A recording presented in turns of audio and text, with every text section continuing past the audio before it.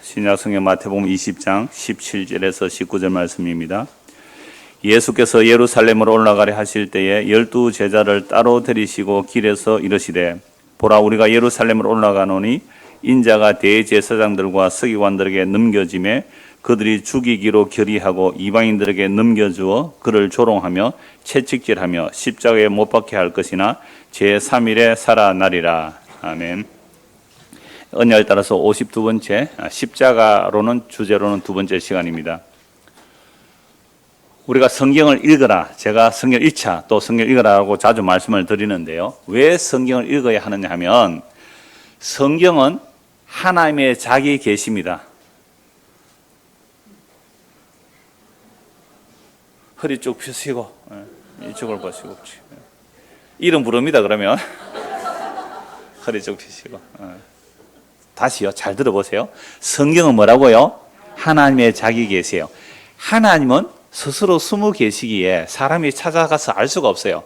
인간이 스스로 하나님을 찾아가서 하나님이다라고 하는 순간 그 하나님은 뭐예요? 성경이 계시한 하나님이 아니고 자기가 상상하여 만들어내는 우상 하나님이 되어버려요. 심지어 하나님의 계시를 받았다는 이스라엘 백성들조차도 율법을 받았는데도 불구하고 하나님을 우상으로 섬겨버렸거든요. 그래서 성경이 하나님의 자기 계시다라는 말은 하나님께서 자기를 알려주시는 게 이 성경책이에요. 그러면 이 성경을 읽어야 되겠죠. 읽으면 하나님이 어떤 분이신지 하나님의 뜻이 무엇인지를 알려주시고 하나님의 뜻을 하나님이 이루어내신다라는 것도 알게 돼요. 그래서 성경에서 사람에게 하신 모든 명령도요, 인간은 하나님의 명령을 하나도 지킬 수가 없어요. 하나도 지킬 수 없다는 것을 명령을 통해 보내주는 겁니다. 율법을 통해 보여줘요. 어떤 인간도 하나님의 율법을 지켜서 순종하여 영생에 이를 자가 한 명도 없다. 이게 구약의 율법을 받은 이스라엘 백성을 통하여 보여주신 거예요. 율법을 받아서 하나님을 잘 섬긴다고 한 그들이 한 짓이 뭐예요? 율법을 정말로 잘 지켜서 하나님의 뜻대로 산다고 한 그들, 율법의 의로는 흠이 없다고 할 만큼 완벽하게 율법을 지켰다고 하는 그들이 한 짓이 뭐예요? 진짜 하나님 죽여버렸어요.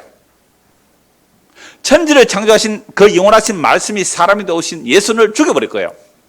그러니까 성경을 하라 하지 말라를 우리는 완벽하게 지켰다. 율법의 의로는 흠이 없다 한 사람들이 하나님을 죽여버렸다. 그럼 율법 왜 줬지요? 그럼 율법을 왜 줬어요? 뭘 하라, 하지 말라, 안식일 지켜라, 유월절 지켜라. 이 법 왜 줬어요? 농사를 지을 때 6년 동안 농사 짓고 7년 동안 안식년을 지켜라, 희년을 지켜라. 이렇게 했는데 쉬운 것은 지켰는데 어려운 것은 지켰어요? 안 지켰어요? 안 지켰어요. 그래서 하나님께서 자기 계시다라는 말은 하나님께서 어떤 명령을 하셨을 때에 하나님께서 그 명령을 이루어내신다 이 말씀이에요. 자, 제가 이렇게 말씀드리면 반발이 딱 일어나는 분들이 계세요. 어떤 반발입니까? 그러면 우리는 아무것도 안 해야 되겠네? 교회는 말라고 하지? 헌금 말라고 하지? 아무것도 안 해야 되겠네? 전도도 안 해야 되겠네? 예배도 안 해야 되겠네? 하나님 다 알아서 하신다면서요? 라는 반발이 나온다는 것 자체가 선악과 딱 보면 죄인이라서 그렇잖아요. 이제 선악과 나오죠? 선악과 딱 보면 죄인이라서 그래요. 지가 이미 신이 돼 있어요. 신이. 내가 뭐든지 할 수 있다. 할 수 있다 하시니는 나의 능력 주 하나님 그러면서 얼마나 하면 된다 그래요. 그렇게 하면 된다 해가지고 교인 100명 모이는데 100억짜리 건물 지으면 한 사람이 1억만 내면 되는데 그렇게 안 해가지고 부도나면 누가 사가요? 옛날에는 다락방이 많이 사가더만 요새는 하나님의 교회가 많이 사가요. 그러니까 하면 된다, 할 수 있다라는 것이 아니고 성경의 율법에서 하라 하지 말라고 하신 말씀은 너희는 죽었다 깨도 못해 그걸 알게 하시는 거예요. 그래서 우리가 지난주 말씀드렸잖아요. 우리가 예수님을 따르려면 어떻게 해야 예수님을 따라가는 거예요? 자기를 부인하고 자기 십자가를 지고 예수님을 따라가야 되잖아요. 그랬더니 제자들이 저는 못합니다 그랬습니까? 예, 저는 따라갈게요 라고 했습니까? 따라갈게요 했단 말이에요. 너희들 못 따라올 걸 그러니까 뭐라고 하셨어요? 아닙니다. 저는요 오게도 같이 가고 죽는 자리도 같이 갈 겁니다. 이 다른 사람들 다 부인해도 나는 절대 부인 안 합니다. 내가 누굽니까? 베드로 아닙니까, 베드로? 그래, 다른 제자들도 베드로 니만 잘났나? 우리도 절대로 예수님을 부인 안 하겠습니다. 절대로 부인 안 하고 죽는 자리까지 주님을 따라가겠습니다. 큰 소리를 쳤어요. 그런데 예수님 뭐라고 말씀하셨어요? 야, 베드로, 너 큰 소리 쳐도 오늘 닭이 두 번 울기 전에 네가 3번 나를 부인하리라. 정말로 베드로는 예수를 3번 부인했어요. 근데 베드로가 3번 부인했으면, 여러분, 이 베드로가 3번 부인하는 것은 그냥 나 모릅니다 이런 거예요? 아니에요. 맹세하고 저주하면서 부인한 거예요.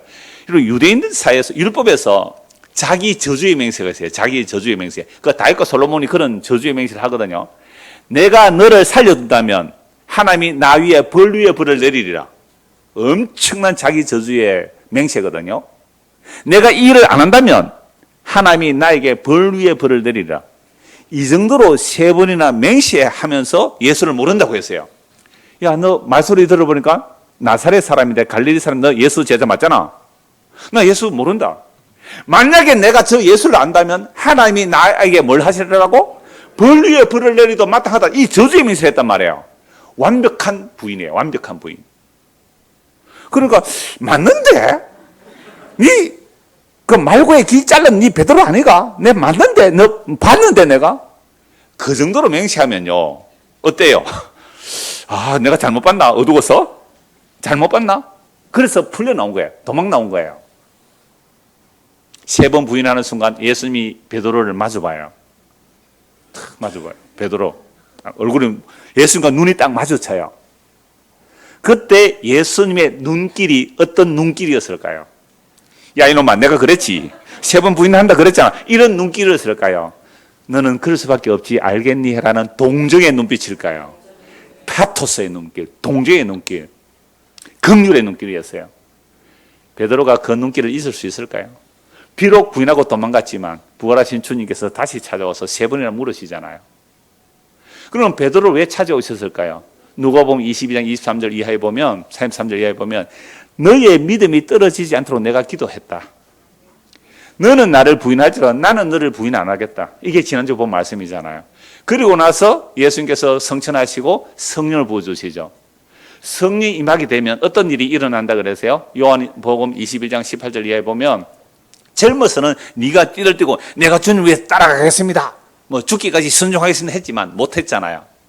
이제는 늙어서는 네 팔을 다른 사람이 벌리고 다른 사람이 너를 띠를 띄워서 어떻게 한다고요? 네가 원하지 않는 것으로 이끌려 가리라. 자, 우리가 예수님을 따라간다는 것은 자기를 부인하고 자기 십자를 지고 따라가는 건데 이건 내가 할 수 있는 거예요? 주께서 하시는 거예요? 주께서 하시니까 우리를 예수님과 함께 묶어서 성령이 오시면 예수를 우리와 함께 똘똘 묶어버려요. 예수님께 묶인 자로서 성령에 이끌려 내가 원치 않는 길로 가는 거예요. 자, 그렇다면 오늘 저와 여러분들이 지금까지 살아오면서 우리가 원하는 길로 갔다면 어떤 사람이 되었을까요? 내가 어려서부터 내가 꿈꾸는 그 비전, 내 꿈, 내 이상, 그 삶의 목적, 목표, 그것이 나에게 다 이루어졌다면 우리는 어떤 사람이 되었을까요?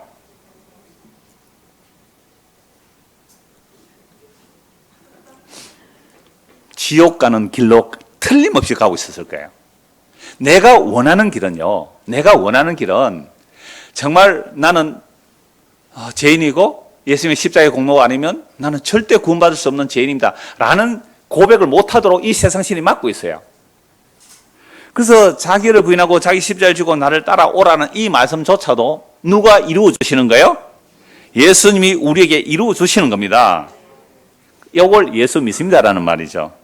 자, 그래서 우리가 자기를 부인하고 자기 십자가를 지고 죽게 이끌려가는 그 삶을 우리는 못하는데 누구는 해내세요? 예수님이 해내시는 거죠. 오늘 보면 다시 보십시오. 마태복음 20장 17절입니다. 예수께서 예루살렘으로 올라가려 하실 때에 12제자를 따로 들이시고 길에서 이르시되 보라, 우리가 예루살렘에 올라가노니 인자가, 여러분 중고등학생들 인자가 누구예요? 예수님이 자기를 말할 때 인자라고, 사람의 아들이라 그렇게 표현해요. 인자가 대제사장들과 서기관들에게 넘겨짐에, 그럼 예루살렘에 올라가면 어떤 일이 일어난다고요? 대제사장과 서기관들이 예수를 넘겨준다. 누구에게요? 이방인들에게 넘겨주는 거야.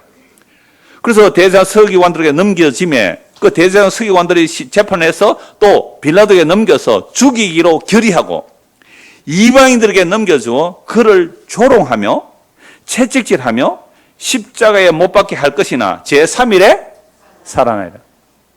그럼 예수님께서 예루살렘에 왜 가시는 거예요? 십자가에 죽기 위해서 가시잖아요. 이게 자기를 부인하고 자기 십자가 지러 가시죠. 제자들은 따라와요? 못 따라와요? 말로만 하지 못 따라와요. 그러니까 예수님이 자기를 부인하고 자기 십자가 지러 예루살렘에 올라가는 거예요. 이거 예수님께서 3번이나 말씀하셨어요. 오늘 여기에 마태복음에서만 3번째 거예요. 이미 앞에 마태복음 16장, 20장 다 말씀하셨고요. 16장, 17장에서 말씀하셨고 요 20장에서 3번째 말씀하시거든요. 자, 3번째 말씀하시니까 말리지를 못하죠. 첫 번째 예수님께서 내가 고난을 받고 죽어야 된다 그러니까 베드로가 어떻게 하세요? 예수님 죽으면 안 됩니다. 아니 예수님 죽으면 하나님의 나라가 어떻게 이루어집니까? 예수님이 능력을 가지고 적들을 물리쳐야 하나님 나라가 이루어지지요. 죽으면 안 됩니다. 절대로 그런 일이 일어나면 안 됩니다 하고 예수를 말리다가 베드로가 어떤 책망을 듣습니까?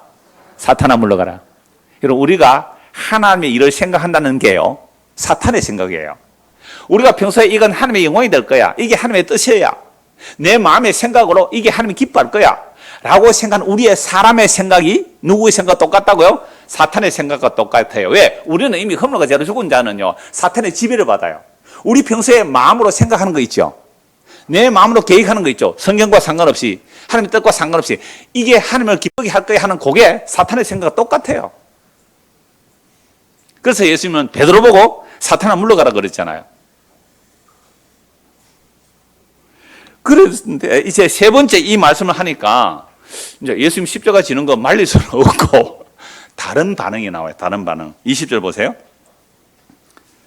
그때에 보세요. 이 말씀을 하실 때에 그때에 세베대의 아들들의 어미가 그 아들들을 데리고 예수께 와서 절함의 무술을 구하니 이 세베대의 아들의 어머니 야고보 요한입니다.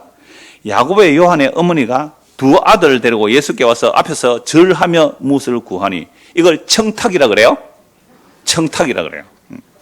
예수께서 이르되 무엇을 원하느냐 이르되 나의 이 두 아들을 주의 나라에서 하나는 주의 우편에 하나는 주의 좌편에 앉게 해 주십시오. 지금 예수님께서 예루살렘에 올라간다니까 예루살렘에 올라가면 예수님이 뭐 될 줄 알아요? 왕이 될 줄 알죠. 왕이. 왕 좌우편에 앉게 해달라는 거죠. 청탁을 하는 거예요.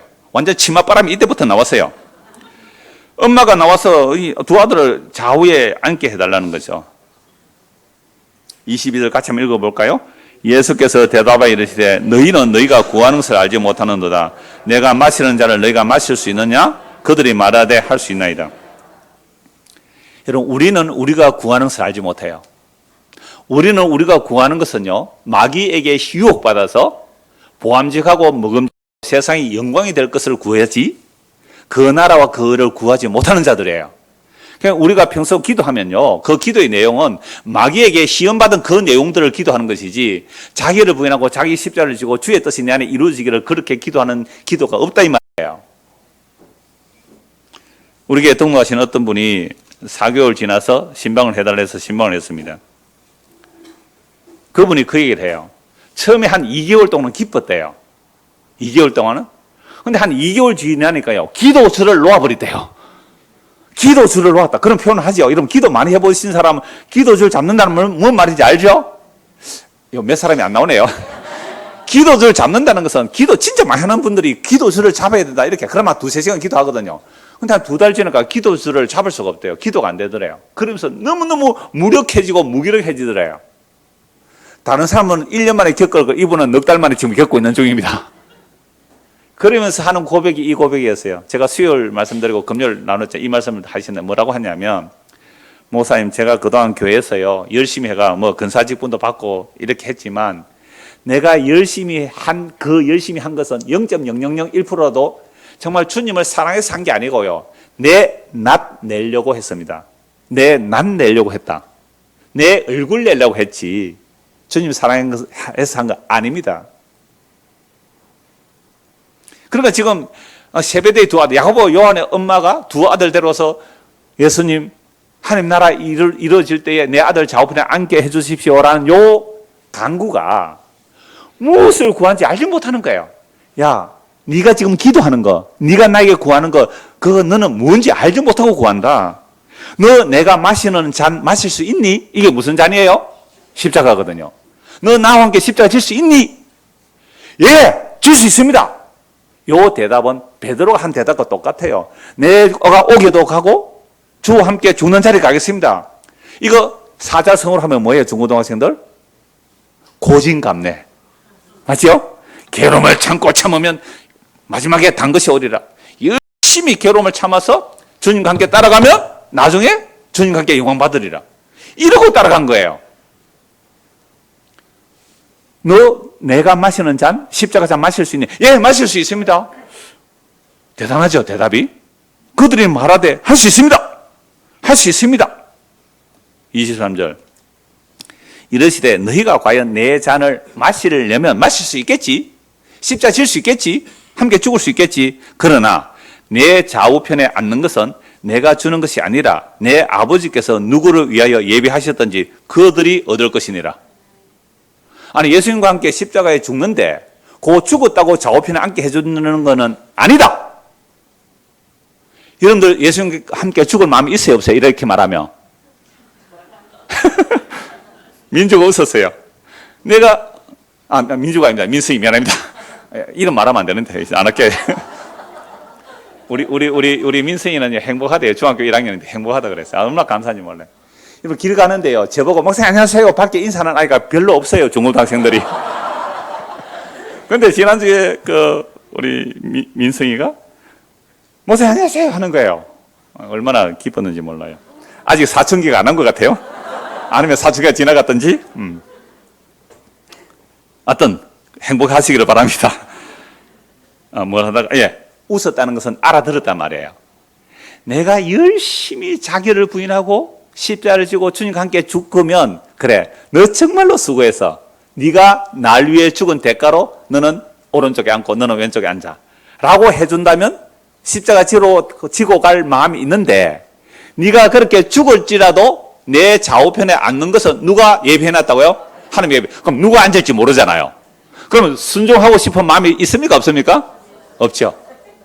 없죠. 제가 가끔 이런 얘기를 할 때, 복음을 전할 때 이런 비유를 말씀드려요. 그러면 영국에서 산업혁명이 일어나고 자본주의가 발달했을 때요. 여러분 12살 아이가 12시간 일했는데 자기 하나 입에 풀칠밖에 못했어요. 그 정도로 자본주의의 피해가 컸거든요. 그때 나온 이론이 뭐예요? 칼막스라는 이런 사람이 공산주의가 나왔어요. 그래서 자본주의 폐해를 말하면서 노동의 가치를 드러내고 이랬는데요. 근데 그렇게 해서 사람들이 많이 공산주의를 따라갔는데 공산주의가 100년 만에 망해버렸네요. 왜 망했을까요? 똑같이 일해서 똑같이 가져가자. 그러니까 자기 텃밭은 거름을 주서 잘 키우는데 공동농장은 어떻게 해요? 대충 키우니까 전혀 농사가 안 되는 거예요. 망해버렸죠. 그럼 공산주의 왜 망인지 아세요? 공산주의는 유물론자예요. 여러분 유물론이 뭔지 아세요? 모든 우주 만물은 물질이라는 거죠. 그리고 인간도 물질이에요. 그럼 인간의 정신도 물질이에요. 인간의 영이라는 그런 거 다 물질로 해석하는 거죠. 그러니까 인간의 탐심을 완전히 제도로 만들면 인간의 탐심은 인정 안 하니까, 보이지 않는 것을 인정 안 하니까, 유물론자니까 공산주의 법으로 만들 줄 알고 우리는 똑같이 잘 먹고 잘 살자 했는데 망해버렸잖아요. 그런데 자본주의가 살아남은 것은 자본주의가 똑똑해서 잘나서 살아남은 게 아니라 인간의 탐심을 인정했기 때문에 살아남은 거예요. 둘 다 사실은 망할, 하나님 나라에서는 전혀 다른 제도인데요. 그러면 지금 예수께서 이 말씀 하는 뜻이 뭐냐고 하면, 우리 인간이 가지고 있는 사고방식, 내가 이만큼 투자했으니 이만큼 받아야 돼, 내가 예수님 위해서 십자가 졌으니 차지해야 돼 라는 이 생각을 무너뜨려 버려요. 이렇게 무너뜨려 버렸는데도 주님을 위하여 만약에 죽기까지 헌신 충성하는 사람이 나왔다면 그건 그 사람이 어떤 대가를 바라보고 한 거예요? 아니면 하나님의 은혜에서 감사해서 한 거예요? 다시 말씀을 드릴까요? 여러분 세상 원리는 일을 12시간을 일하면 12시간 일했으면 12시간 일당을 주는 게 맞죠. 1시간 일하면요? 1시간 일당을 줘야 되잖아요. 그런데 하나님 나라는요, 1시간 일했거나 12시간 일했거나 같이 일당을 줘버려요. 누가 신경질 납니까? 12시간 일하는 사람이 신경질 나요. 그러면 그 다음날 자기는 열심히 일하려고 할까요? 안 하려고 할까요? 요 생각 자체가 이 세상의 사고방식이에요. 이게 선악과 따먹고 나서 인과율 속에 사로잡힌 우리의 생각들이에요. 그래서 경제 용어가 공짜 점심은 없다는 게 경제 용어입니다. 공짜 점심은 없다. 그러니까 세상은 지옥 같잖아요. 은혜가 없는 세상이에요. 그래서 이스라엘 나라는 여러분 레위기 읽었잖아요. 레위기 25장 읽었잖아요. 토지 제도 자체가 극빈자가 나올 수 없는 제도거든요. 그러함에도 불구하고 이스라엘이 망해버린 이유는 하나님의 말씀을 순종하지 않았던 거예요. 껍데기는 순종한다고 그랬는데 속은 아니었어요. 자기 탐심을 따라 살았어요. 그러니까 예수님께서 이 말씀을 하니까요. 그렇구나 라고 하는 게 아니고 24절 보세요. 열 제자가 듣고 그 두 형제에 대하여 어떻게요? 분이 여기면 야 야고보 요한 네가 잘났나 내가 잘났나? 네가 더 예수님을 열심히 섬겼느냐 내가 더 열심히 섬겼느냐? 10명이 다 화가 나는 거야. 나도 우리 엄마 불러올까? 나도 우리 엄마 불러서 좀 와이로 안 좋은 말이니까 우리 엄마 불러와서 좀 이렇게 좀 예수님 좋아하는 것 좀 대접하고 높은 자리 차지하게 할까? 라는 마음이 일어서 분노가 일어난 거예요. 분노가. 지금 예수님께서는 어디로 가세요? 예루살렘에 뭐 하러 가세요? 고난받고 십자가 짓고 자기를 보내고 자기 십자가 지고 죽으러 가는데 이 예수님의 제자들 3년이나 따라다녔던 3년 동안 합숙훈련했던 이 예수님의 제자들은요. 예수님이 십자가 지러 가는데 자기는 뭐 하러 가요? 높아지려고 따라가죠. 높아지려고. 여러분 교회에 왜 나왔어요? 오늘 교회당에 왜 나왔어요? 예수 믿고 세상에서 복 받으려고요? 아니면 다른 사람들을 놀러 가는 이 좋은 시절에 오늘도 날도 좋대요. 어제는 비 왔는데 오늘 날도 좋더라고요. 이 좋은 날에 예배당에 와서 그래도 내가 참고 하면 예배당에 안 다니는 사람보다는 내가 천국 갈 확률이 높을 것이고 천국의 상이 더 높을 거 아니냐? 혹 이런 생각 없으세요? 아니면 예배당에 나와서 나의 자아를 확장하려고 나왔어요? 자기를 부인하려고 나왔어요? 여러분 윤리 또는 철학자들의 이야기는요. 행복이 뭐냐라고 할 때에 행복을 이렇게 말합니다. 자아 실현이 완성되는 것. 자아 실현이 완성되는 것. 그러니까 우리가 교회를 오기는 왔는데 교회를 와서 자기를 부인하러 왔습니까? 자기를 긍정하러 왔습니까? 여러분 속으로 대답하십시오. 우리가 오늘 교회로 모였다면 나를 부인하려고 왔습니까? 나를 긍정하려고 왔습니까? 나의 자아가 부서지기를 원합니까? 내 자아가 실현되기를 원합니까? 그 윤리적 개념에서 인간의 행복이 자아 실현에 있다고 합니다. 그 자아 실현이라는 단어를 검색하면 이렇게 되어 있어요. 자아의 가능성을 완전히 실현하는 일을 도덕의 궁극 목적인 최고 선호로 삼는 완전설의 주장. 그래서 행복은 어디에 있느냐? 자아 실현에 있다. 그러니까 여러분의 꿈을 가지고 그 꿈을 이루어지면 뭐예요? 행복하다. 그게 자아 실현이다. 근데 제가 종종 말씀드렸잖아요. 자아 실현으로 예수를 죽였다고요. 자아, 스스로 자자, 나 아자. 그 아자가 손에 창을 들고 있다고요. 한문을 풀어보면 손수변의 창과자예요. 손에 창을 들고 나의 자아를 실현하는 거죠. 내 자아를 실현하는데 아버지가 운수예요. 어떻게 해요? 내 자아 실현하는데 아버지가 돈이 많은데 아버지가 돈을 안 줘. 엄마가 돈을 안 줘. 어떻게 해요? 아버지를 죽이고 밀가루 뿌려서 자기 범죄를 은닉해요. 그런데요, 그 엄마 아빠는요, 자기 죽이는 아이가 푹 찌르다가 잘못해가 손가락에 손톱이 좀 잘렸어요. 엄마가 죽으면서 그 아이의 범행을 감추려고 그 손톱을 꼴깍 삼키고 죽었어요. 공공의 적. 영화에 나왔어요.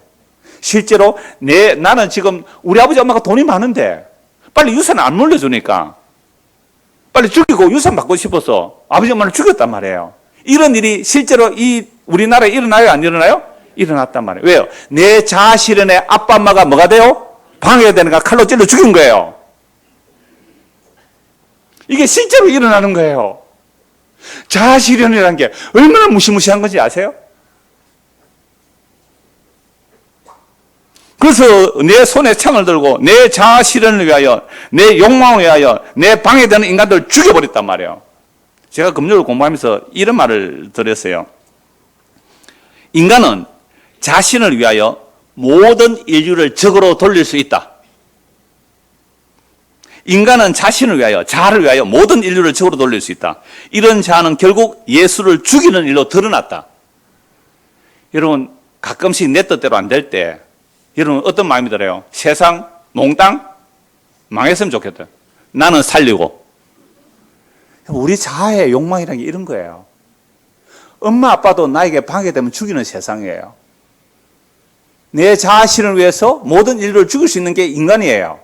타락한 인간이에요. 그래서 진짜 모든 인류의 모든 것이 되시는 예수 그리스도를 내 자신의 방해가 된다고 창으로 찔러 죽여버린 것. 이게 십자가입니다. 다시 보면 24절 보세요. 열 제자가 듣고 그 두 형제에 대하여 분이 여기거늘 서로서로 높아지려고 경쟁하니까 분노하는 거예요. 그래서 제가 교회에서 일체의 경쟁을 없애버리라 그랬잖아요. 예수께서 제자들을 불러다가 이러시되 이방인의 직견자들이 그들을 임의로 주관하고 그 고관들이 그들에게 권세를 부린 줄을 너희가 알거니 와. 여러분, 이방인들의 직권자들은요, 그들의 권력을 잡아서 뭐 한다고요? 임의로 주관하고 그 고관들이 그들에게 권세를 부리죠. 이게 오늘 대한민국의 현실도 그런 거 아닙니까? 뭐 권세 잡으면 백성 섬긴다, 백성 섬긴다. 잘 섬기는 게 이런 거예요? 그러니까 너희가 알거니와 너희 중에는 그렇지 않아야 하나니 너희 중에 누구든지 크고자 하는 자는 너희를 섬기는 자가 되고 너희 중에 누구든지 어떤 이 되고자 하는 자는 너희의 종이 되어야 하리라. 여러분, 예수를 믿는다는 것은 높아지기 위함이 아니라 낮아짐이며 섬김이라는 거죠. 그런데 이 일을 인간들이 해요, 못해요? 못하죠. 그래서 예수님이 이렇게 말씀하는 겁니다. 28절 같이 읽읍시다. 인자가 온 것은 섬김을 받으려 함이 아니라 도리어 섬기려 하고 자기 목숨을 많은 사람의 대속물로 주려 함이니라. 무릇 모든 종교는 내가 신을 섬김으로 내가 원하는 것을 받아내려고 하는 게 신을 섬기는 거예요. 우리가 교회당에 나와서 예수를 섬기겠다고요. 하나님을 섬기겠다고 왜 섬기는데요? 여러분, 하나님 왜 섬겨요? 예수 왜 믿어요? 내가 원하는 거 받아내려고. 그게 구원이라면 구원조차도 우리의 욕망이 되잖아요. 죄인이 지옥 가야 마땅한. 그래서 예수 믿고 구원받는 것도 은혜예요. 우리의 행위나 노력으로 절대 받을 수가 없어요. 그래서 예수님이 오신 이유가 뭐냐면 섬김을 받으러 온 게 아니라는 거예요. 그러니까 지금 12제자가 예수님과 함께 예루살렘에 올라가면서 누가 먼저 예수님을 잘 섬겨드리나? 예수님 뭐 좋아하시지? 예수님은 채식을 좋아한다. 그럼 채식을 갖다 드릴까? 예수님이 취향이 뭐지? 예수님이 취향이 뭐죠? 커피를 좋아하시나? 클래식 음악을 좋아하시나? 예수님 취향이 뭐예요? 여러분, 예수님의 취향은 아버지 뜻을 이루는 게 예수님의 취향이에요. 그러니까 예수님이 뭘 좋아하실지 모르는 거죠. 그러면서 누가 예수를 더 잘 섬기느냐? 경쟁하면서 가요. 12명의 제자들이. 예수를 잘 섬겨드려서 뭐 하려고요? 반대급부 받으려고. 이걸 무릇 모든 종교가 하는 일이래요. 이게 인과율이에요. 내가 바쳤으니 내어나가는 거 아닙니까? 내 12조 했으니까 복 내놔라는 거 아니에요. 내 기도 많이 했으니까 내 기도 응답해달라는 거 아니에요.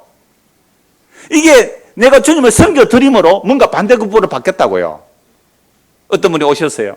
자꾸만 어느 교회를 섬긴다, 어느 교회를 섬긴다 그래서 집사님, 어느 교회를 섬기기 전에 당신이 먼저 섬김을 받아야 된다는 사실을 먼저 아세요.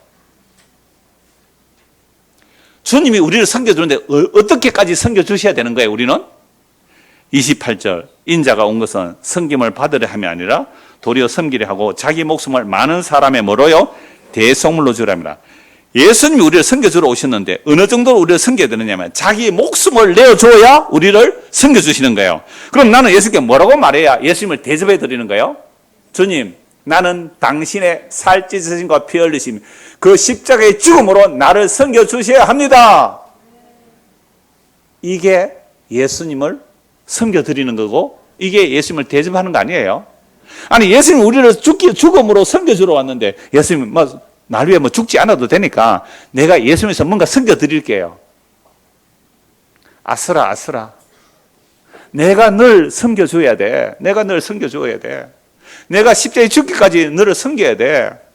나의 섬김을 받는 자들이 내 백성이고 내 몸이 되는 거야. 그래서 내 살을 먹고 내 피를 마시라. 그게 내 몸이라는 거잖아요. 여러분, 이 섬김을 받는 거, 이게 아까 세례 찬송이기도 하고요, 성찬의 찬송이기도 하고 해요. 이게 가장 중요합니다. 자, 그런데 문제는 우리는요, 십자가가 별로 그리끼지 않아요. 우리 금요일 공부할 때 그 예수의 마지막 말들, 플레밍 러틀리지가 지은 책인데요. 이분은 성공회 목사이기도 하고 교수이기도 해요.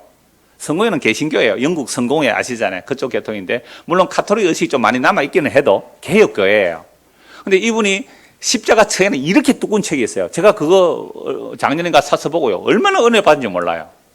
십자가 처형될 때 그 십자가 뭔지를 설명하는 건데 우리 금요일 나누는 책은요 12,000원짜리 단체로 사서 11,000원입니다만은 아주 얇은 책인데요. 거기에서 지난 금요일 날 나눴던 것 좀 제가 읽어드릴게요.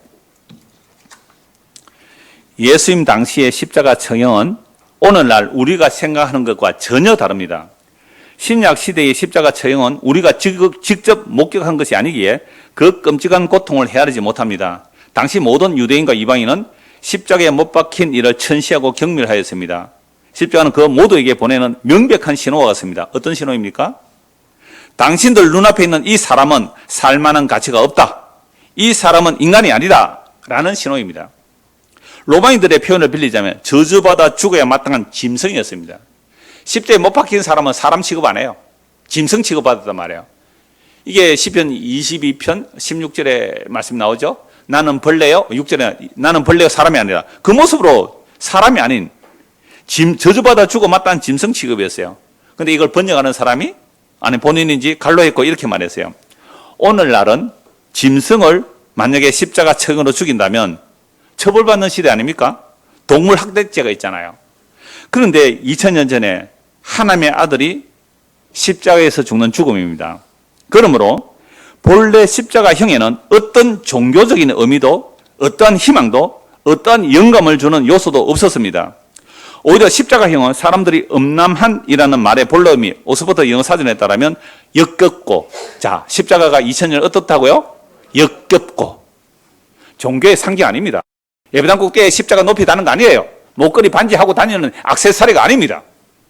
역겹고, 혐오스럽고, 더럽고, 악취가 나며 구역질 나는 감정을 느끼게 하려는 의도로 만들어진 게 십자가입니다.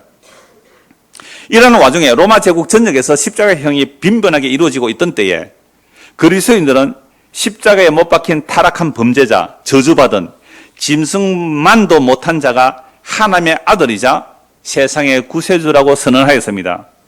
이 사실이 가장 중요합니다. 어떠한 기준으로도 종교라는 기준으로 볼 때는 더더욱 이는 상상할 수 없는 일이었습니다. 십자가에 못 박힌 나사렛 예수가 우리의 구세주라는 선언은 기독교 신앙의 가장 중요한 주장입니다.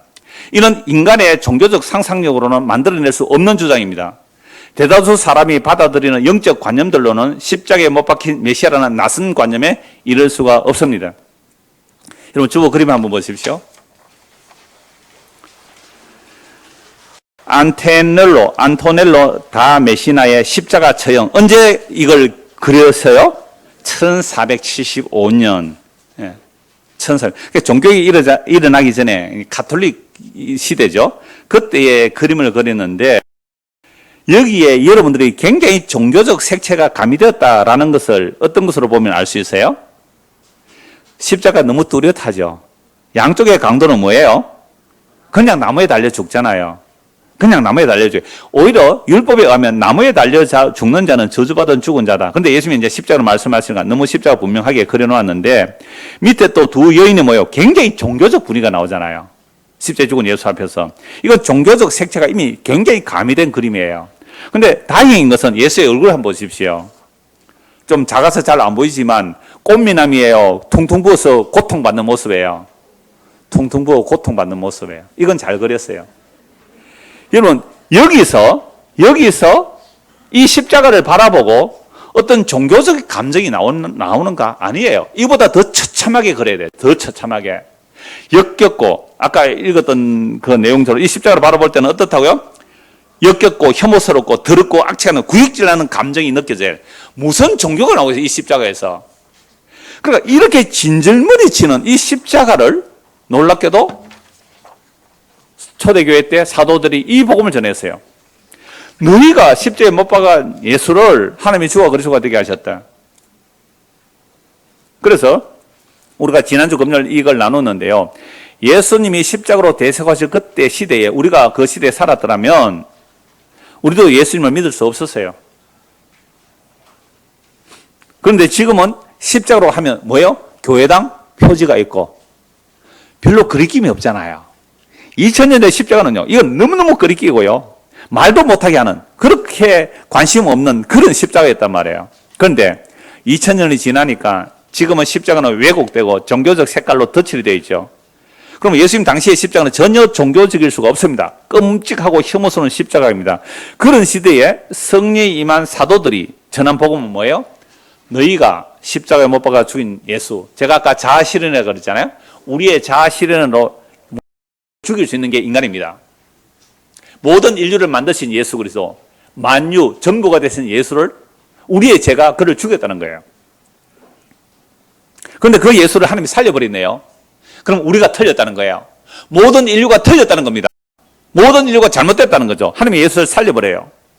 그리고 주와 그리스도가 되게 하셨다라고 전합니다. 이것은 가장 미련하고 어리석은 방식의 전도가 되죠. 오늘날 우리가 십자가를 지고 간다는 말은 어느 정도 이해를 해요. 심지어 조직 폭력배들도 야, 네가 십자가 지라. 그럼 뭐예요? 다른 사람의 죄를 네가 짊어지고 감옥에 가라. 이렇게 이해할 만큼 대속의 의미가 있어요. 대신 담당하는 의미가 있어요. 그러나 2000년 전에 십자가는요, 혐오스럽고 끔찍해서 고개를 도리지고 침 빼고 돌아서는 게 맞단 말이에요. 근데 왜 그런 시대에 사도들은 십자가에 못 박히신 예수를 전했을까요? 십자가에 못 박히신 예수 외에는 알지 않기를 원했다고 할까요? 그 혐오스럽고 끔찍한 십자가 외에는 알지 않기를 원했다고요. 그러니까 하나님의 모든 영광, 창세전에 있었던 하나님의 모든 영광은 이 역사 속에 나타낼 때는 십자가라는 그 안에 감춰두신 거예요. 하늘의 모든 신성한 신령은 충만한 것이 예수 안에 있고, 그 예수가 십자가에 못 박힘으로 하나님의 자기 백성만 그 십자가 안에서 일어난 하나님의 약속들, 제사함과 영원한 생명과 새하늘과 새 땅과 그 하늘의 영광의 기업과 하나님의 긍휼과 그 자비와 그 은총과 그 사랑이 어떠함을 알도록, 세상 사람은 모르도록 감춰놓은 거예요. 그래서 십자가는 비밀이에요. 그런데 이 십자가를 오늘날 이렇게 혐오스럽고 끔찍한 것으로 전하는 게 아니라 종교적 덫을 해서 십자가를 부적처럼 사용하고 있어요. 드라큘라 영화에 십자가가 놀라고 도망가는 거 순 영화입니다. 십자가 형상 갖다 대보세요. 드라큘라가 더 잡아먹을 거예요. 속지 마세요. 그런 거예요. 종교적 상징, 종교적 상상이 만들어낸 거예요. 그래서 오히려 우리나라에서 만든 영화는 나아요. 십자가 갖다 대면 십자가 든 사람만 공격해요.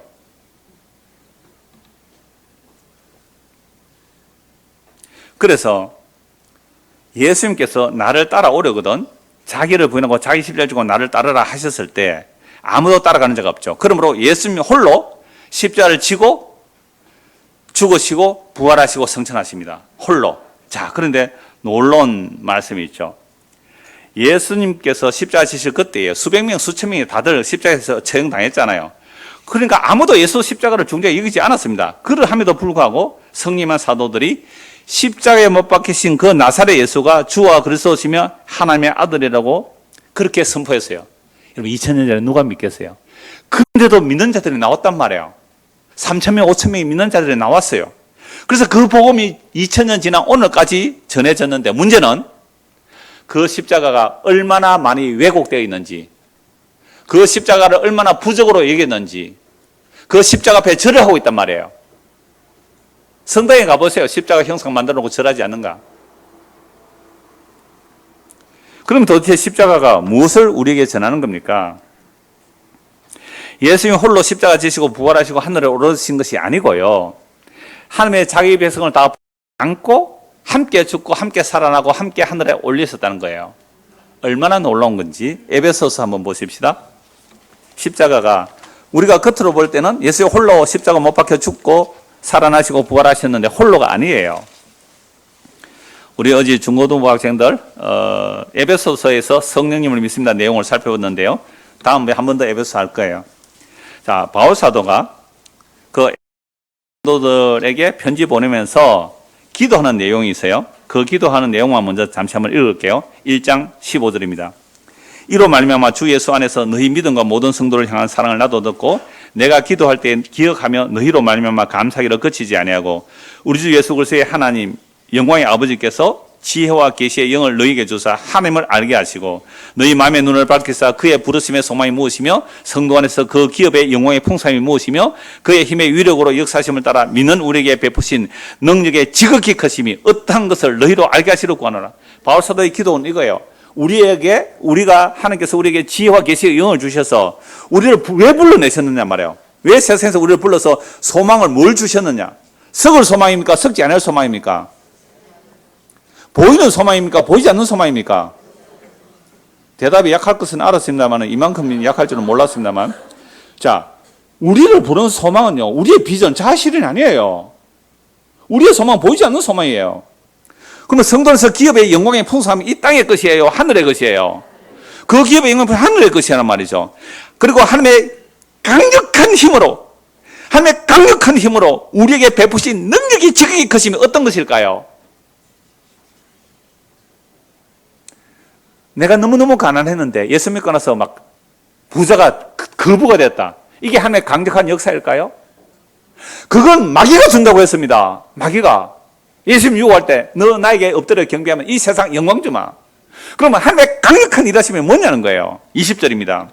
그의 능력, 하나님의 강력한 능력이 그리스도 안에서 역사하신 거예요. 하나님의 강력한 능력은 예수 안에서 일하신 거예요. 예수 안에서 일하신 하나님의 강력한 능력은 죽은 자들 가운데서 다시 살리시고 하늘에서 자기 오른편에 앉히셔서요. 여러분, 하나님의 강력한 능력을 구한다면 예수의 죽음과 부활과 성천입니다. 이게 하나님의 강력한 능력이에요.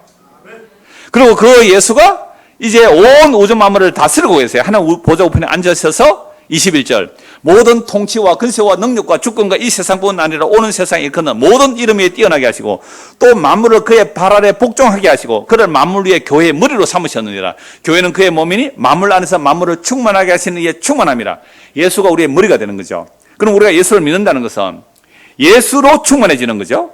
예수로 충만해지면 그것이 만물을 충만케 하시는 하나님의 충만이 예수 안에 있는 거고 이 예수가 역사 속에서는 어디로 계시하는 거예요? 십자가라는 아무도 그들도 보지도 않는 역겹고 혐오스럽고 악취스럽고 추악스럽고 수치스러운 그 십자가 안에서 하나님께서 다 이루셨다는 이걸 누가 믿고 따라갈까요?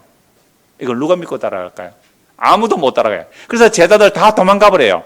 2장 1절입니다. 그는 허물과 죄로 죽었던 너희를 살리셨도다. 그때 너희는 보세요. 예수를 믿기 전에 이 세상에서 우리가 어떻게 살았는가? 이 세상 풍조를 따르고 이 세상의 복이라는 것을 복으로 알고 살았어요. 이 세상의 저주라는 것이 저주인 줄 알고 살았어요. 근데 성경 전혀 반대예요.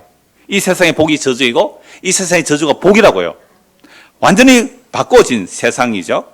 그래서 공중의 거센 잡은 자를 따라서니 곧 지금 불순종의 아들들 가운데 역사하는 영이라. 지금도 예수 안 믿는 자들은 사탄이 지배하고 있어요. 전에는 우리도 다 그 가운데서 우리 육체의 욕심을 따라 지내며 육체와 마음이 원하는 것을 하여 다른 이들과 같이 본질상 진노의 자녀였더니 우리는 태어나면서부터 어떻다고요? 중고등학생들? 본질상 진노의 자녀. 얼마나 무서운지 아세요? 본질상 진노의 자녀의 특징이 뭐예요? 내 마음과 내 육체가 원하는 대로 살아가는 거. 내가 이름은 안 부르겠다. 내하고 눈 아이텍 돼서 지난주 왜 교회 안 와서? 내 육체와 마음이 원하는 대로 했지? 요거 했다고. 요게 본질상 진도의 자녀라. 이거요, 심각하게 받아들이세요. 내 육체와 마음이 원하는 대로 사는 본질상 진노의 자녀예요. 그냥 내버려두면 어떻게 해요? 그렇게 본질상 진노의 자녀로 살다가 어떻게 해요? 영원한 진노의 자리가 어디예요? 둘째 사망이란 지옥이에요. 지난주 우리 지사님 장례식 갔을 때에 그 무덤에 이제 하간 해놓고 이제 예배를 하는데요. 저는 항상 그때 뭐 복음 전에 얼마나 좋아요. 죽음의 자리니까. 어떤 청년이 서 있어요. 몇 살이에요? 하니까 20살이에요. 20살? 고인과 어떤 관계 하니까 정손자래요. 당신 예수 믿어요? 안 믿는데요. 당신 지금 살아있으나 죽은 자입니다. 20살 보고 니 죽었다 그래버렸어요. 너 이대로 살다가 죽으면 영원한 둘째 사망에 간다. 죽기 전에 회개하고 예수 믿어라. 그 얘기 했어요. 제가 눈치 볼 거 뭐 있어요? 나무 장례식 뭐 참으로 끼었든지 뭐 초를 끼었든지 뭐 결혼식에도 이렇게 하니까 저보고 주례 해달라고 안 그러잖아요. 얼마나 감사한지 이제는. 그러니까 보세요. 우리가 이 땅에서 살아가면서 우리 마음과 육체가 원하는 대로 하고 사는 이것이 본질상 진노의 자녀라고 인식을 못해요. 내 마음과 내 육체가 원하는 것을 주세요, 주세요. 어디 왔어요? 교회당에 왔어. 교회당에 와서 구하는 게 내 육체와 마음이 원하는 것을 달래요.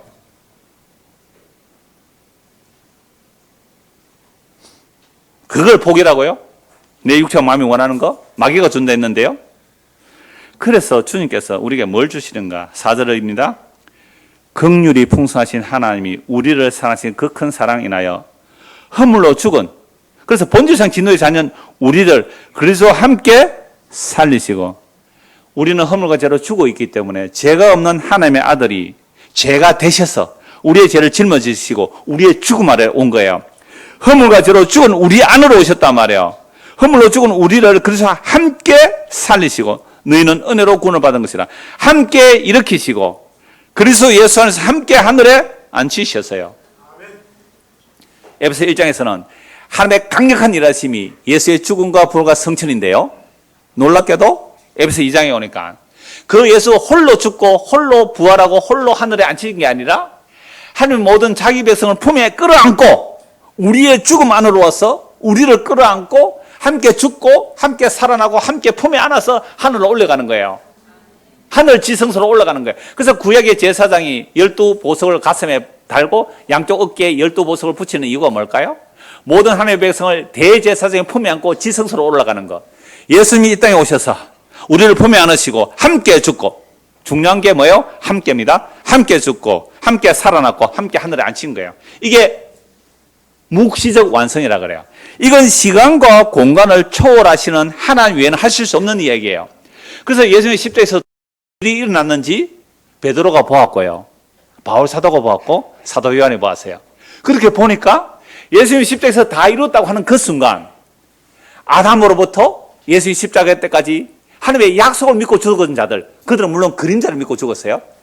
아, 성전은 앞으로 예수님께서 우리의 성전이 되시구나, 제사는 예수님이 우리 대신 피를 흘리구나, 유월절 어린 양, 오늘 오전에 했죠, 전공부 학생들.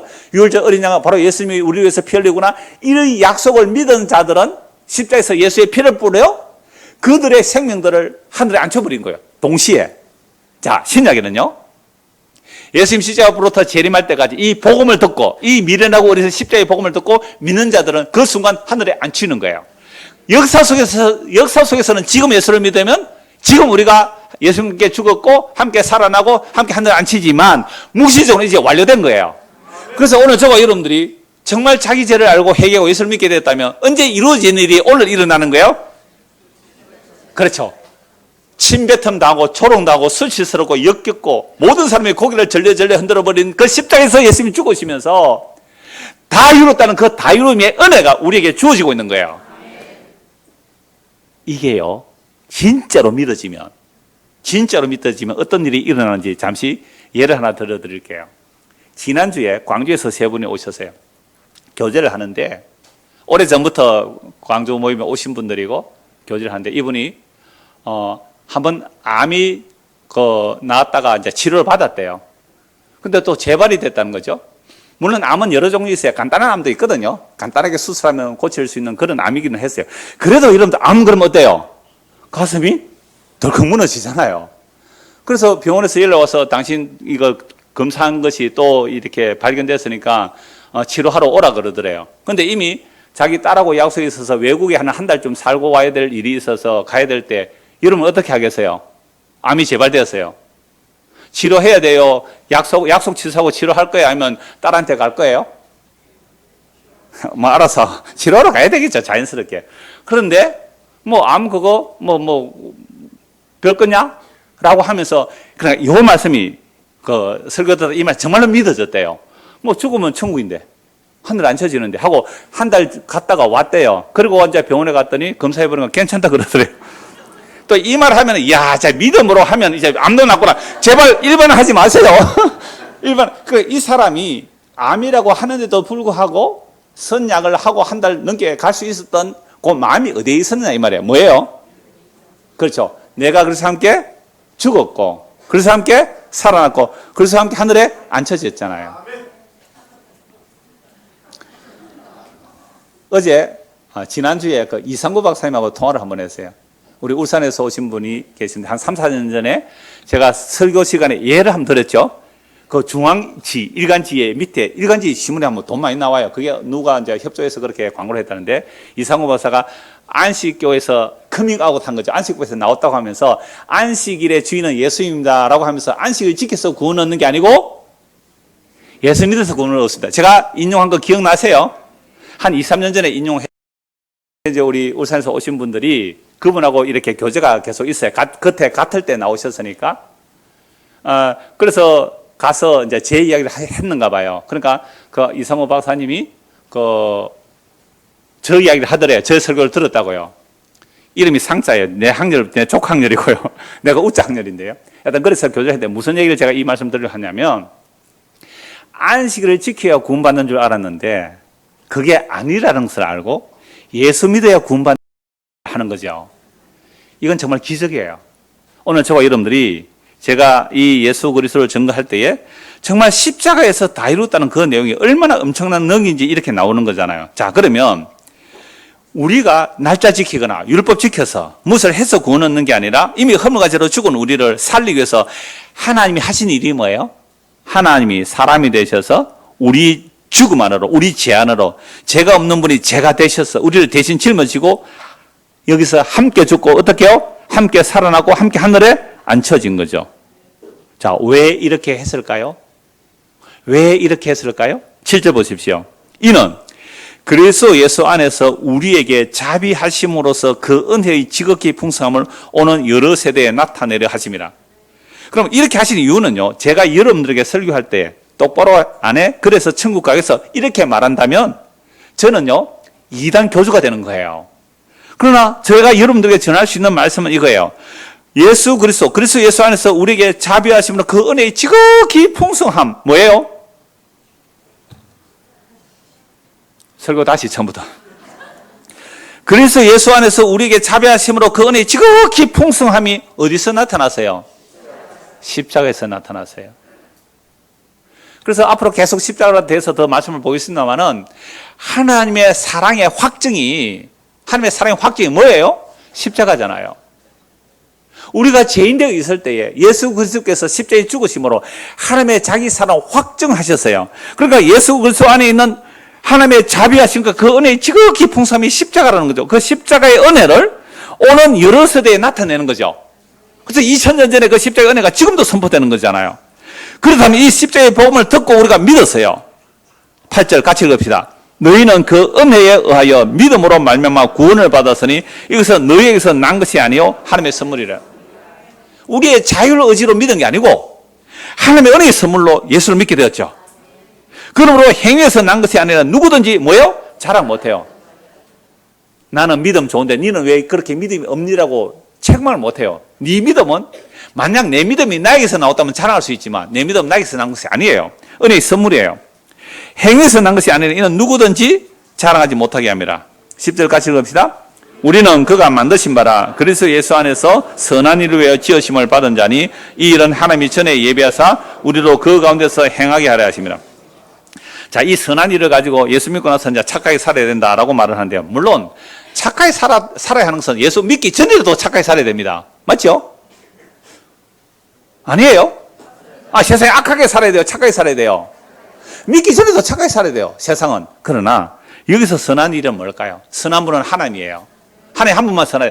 하나님이 행하시는 일이 선한 일이에요. 그 선한 일이 뭐예요? 십자가예요. 그러면 십자가의 그 복음을 듣고 믿고 이것을 받아 누리는 거 선한 거예요. 이걸 자랑하는 게 뭐예요? 선한 거예요. 그래서 선한 일을 위해서 지음을 받았다. 이건 바로 하나님의 지극히 크신 그 사랑이 십자가로 나타났습니다. 그의 죽음과 부활과 성전은 하나님의 강력한 역사인데 허물과 죄로 죽은 우리를 끌어안으시고 우리 죽음 안으로 오셔서 우리와 함께 죽으시고 우리와 함께 살아나시고 우리와 함께 하늘에 앉히신 그 놀라운 일들을 믿고 누리고 자랑하고 증거하며 사는 것, 이걸 뭐라 그래요? 선한 일입니다. 이 은혜가 우리 모두에게 임하기를 소원합니다. 기도하겠습니다. 하나님 아버지 은혜를 감사합니다. 우리는 그 처참한 십자가, 우리가 2000년 전에 태어났다면 우리도 똑같이 침 뱉고 돌아서서 십자가입니다. 그런데 그 안에서 하나님의 놀라운 능력이 나타나고 그의 죽음과 부활과 성천은 홀로가 아니라 허물과 죄로 죽은 우리를 품에 안으시고 함께 죽고 함께 살아나고 함께 하늘에 앉혀졌다는 이 놀라운 십자가의 다 이루심의 능력이 우리 안에 성령의 역사로 믿어지게 하시고 이 믿음으로 남은 세월을 살아가는 성도가 되도록 은혜를 베풀어 주시옵소서. 예수 그리스도를 받들어 기도드리옵나이다. 아멘.